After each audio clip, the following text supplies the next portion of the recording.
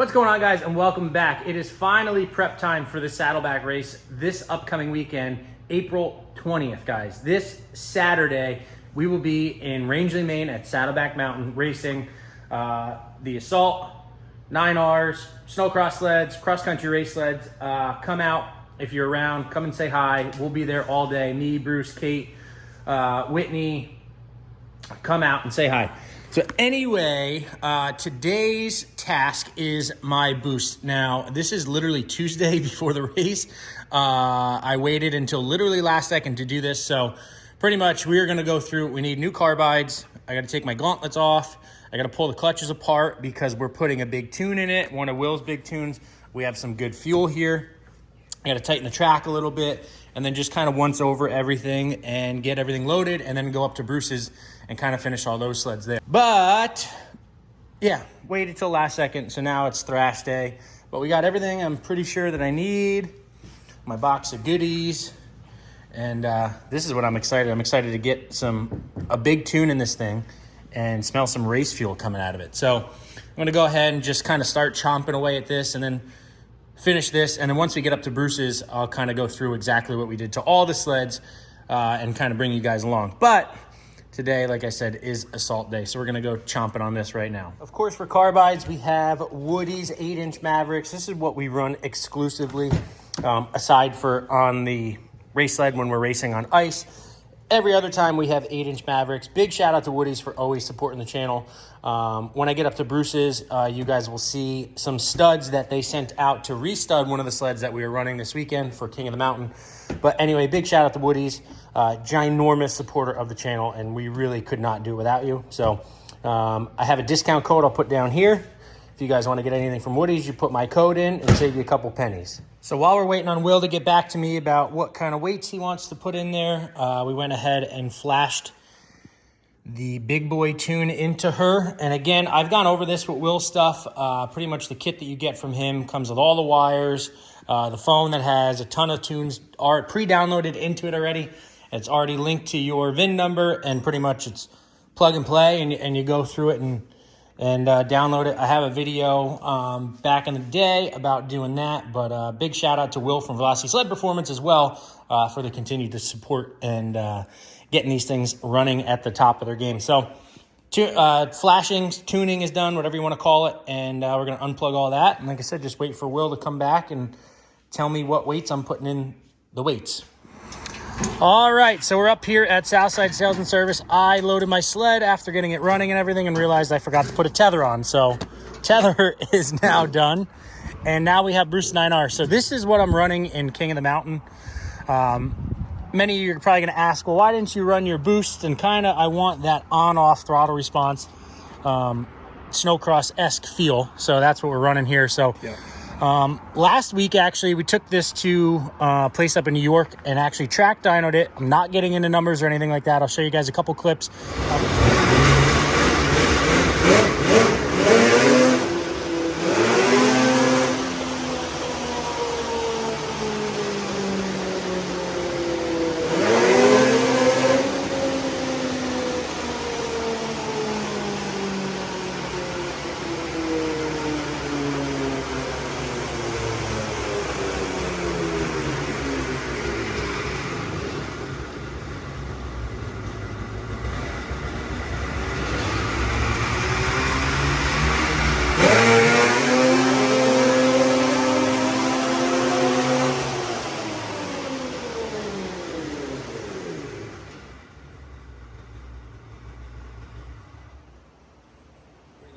Sounded luggy at the top end on that one. Yeah. We just kind of wanted to see where the power was getting made and how we needed to clutch it, etc. So me and Bruce had an action-packed day. Yeah, full day. Full day. And I was gone almost 24 hours. Yeah. It was quite a long day. But anyway, really good. We learned a lot. Yeah, it's definitely good. Definitely good to go there and see how much loss there is between the engine and the track. Yeah.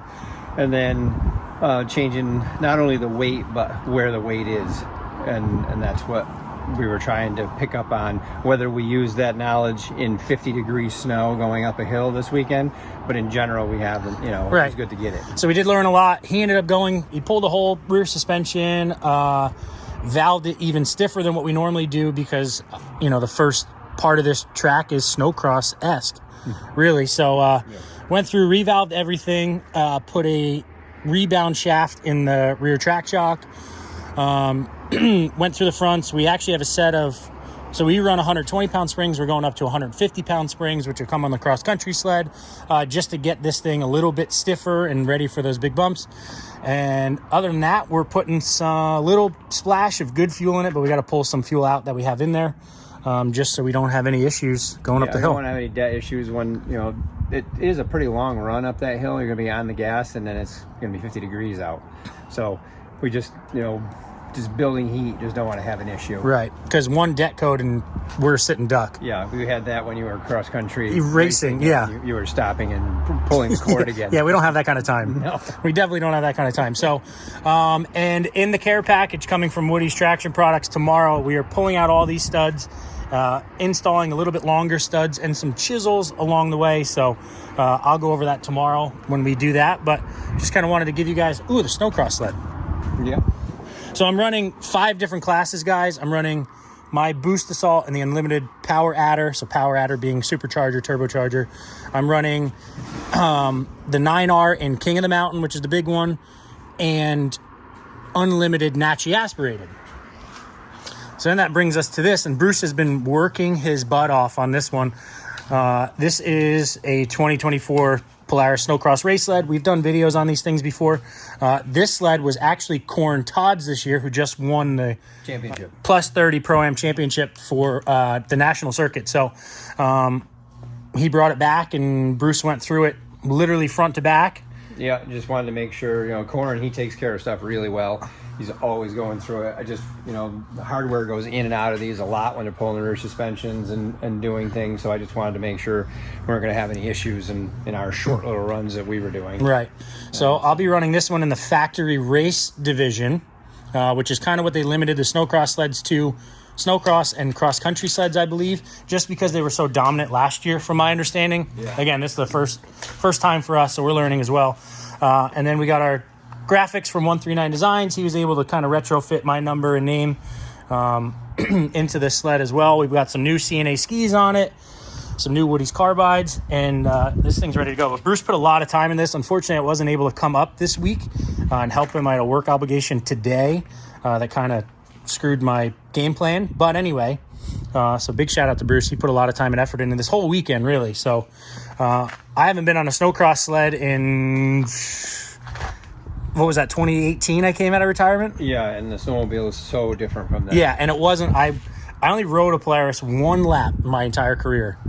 And it wasn't when I just came out of retirement either. So no. It'll be interesting. I've never ridden one of these. I ran the IQR, the round nose. Yeah, carbureted. Yeah. You guys were already in the fuel injection and we weren't. So you guys always had more power than us. Yeah, during that time frame. Mm-hmm. But now, you know, all of them, whether it be a Cat, a Skidoo, or a Polaris with a fuel injected race sled, they are like an old mod sled. They are like a switch on the stand. I mean, they're so responsive. Yeah, so I'm excited to get back on this. He actually went through this suspension and softened it up a little bit because they are so rigid.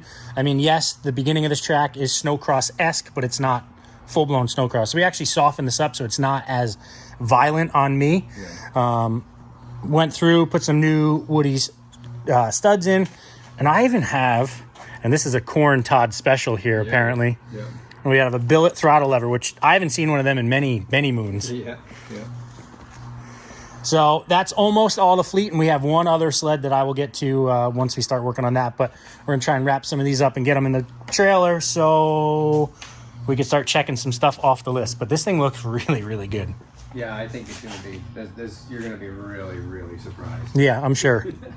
And it's crazy because this is the only sled that we're bringing that isn't a matrix chassis. Right. You know, everything else I've ridden, it's all the same platform like we talk about all the time. This will be really the only big change. Oh, yeah. You know, when we went cross-country racing earlier in the year, that's just a matrix. Yep.